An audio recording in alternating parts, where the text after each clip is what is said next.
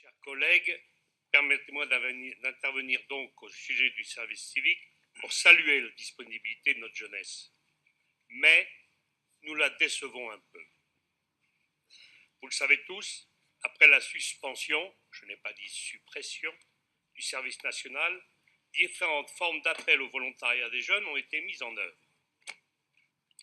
En mars 2010, le Code du service national inclut le service civique pour les volontaires qui souhaitent développer un projet d'intérêt général avec les collectivités, les services publics et les associations agréées.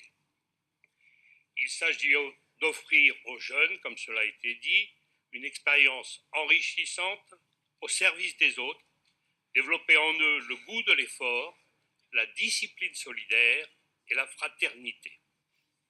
Et cela marche, car notre jeunesse est dynamique et généreuse. Je passe sur ce qui a été dit. En 2015, M. Chérec, président de l'agence de service civique, comptabilisait 35 000 missions de 6 à 12 mois. Et nous, en Nouvelle-Aquitaine, 3 458, comme c'est écrit dans le protocole. C'est-à-dire que nous représentons dans la nouvelle région 10% environ des missions. Constatant le grand nombre de déçus, un seul jeune sur 5 était retenu. Le président de la République fixait un objectif de 150 à 170 000 missions pour la fin 2016. Mais le budget ne passait pas des 150 millions aux 710 millions nécessaires et réclamés. Et les missions manquaient. On a parlé des attentats, je passe. Les jeunes sont payés 573 €, on l'a peut-être déjà dit, et ils devaient être en priorité des non-diplômés, des jeunes des quartiers difficiles pour 25% et des handicapés pour 6%. Or, les missions remplies le sont par 82% de diplômés, voire surdiplômés, comme me disait ma collègue, qui n'ont pas trouvé d'emploi, tout simplement, et seulement 0,2% d'handicapés. Pour finir ce constat, M. Yannick Blanc, nommé ce 8 juin à l'agence, a lancé le chiffre de 350 000 missions en 2018. On fait rêver, mais on déçoit.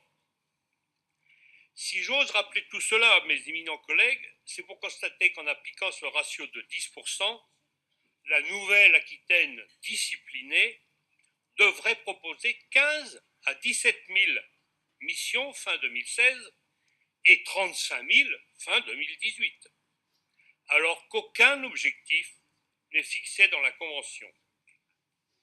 On peut en conclure dans la cité du vin qu'il y a loin de la coupe aux lèvres. Aussi, nous suggérons aux communes, et j'ai interrogé beaucoup de maires, aux communes par exemple, d'accueillir un ou plusieurs jeunes pendant quelques mois pour renforcer la réserve communale de sécurité civile qui est prévue par la loi du 13 août 2004. On offre ainsi aux jeunes pleins d'enthousiasme la possibilité d'œuvrer dans la ruralité pour renforcer la cohésion nationale et vivre une première expérience professionnelle enrichissante pour tous. Nous suivrons donc avec attention le devenir de ce service civique en Nouvelle-Aquitaine et nous voterons pour quand il sera recadré dans ses buts pour le public prévu et avec des missions compréhensibles. Franchement, en allant sur les sites dédiés, on ne trouve que des missions avec le langage à la mode, des copier-coller, etc., le gloubi-boulga verbal des Casimirs branchés.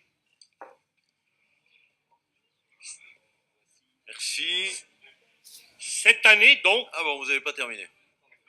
Cette année, donc, nous nous abstiendrons devant la complexité des missions et l'irréalisme des chiffres qui déçoivent notre jeunesse et nous espérons que nos propositions seront prises en compte. Je vous remercie.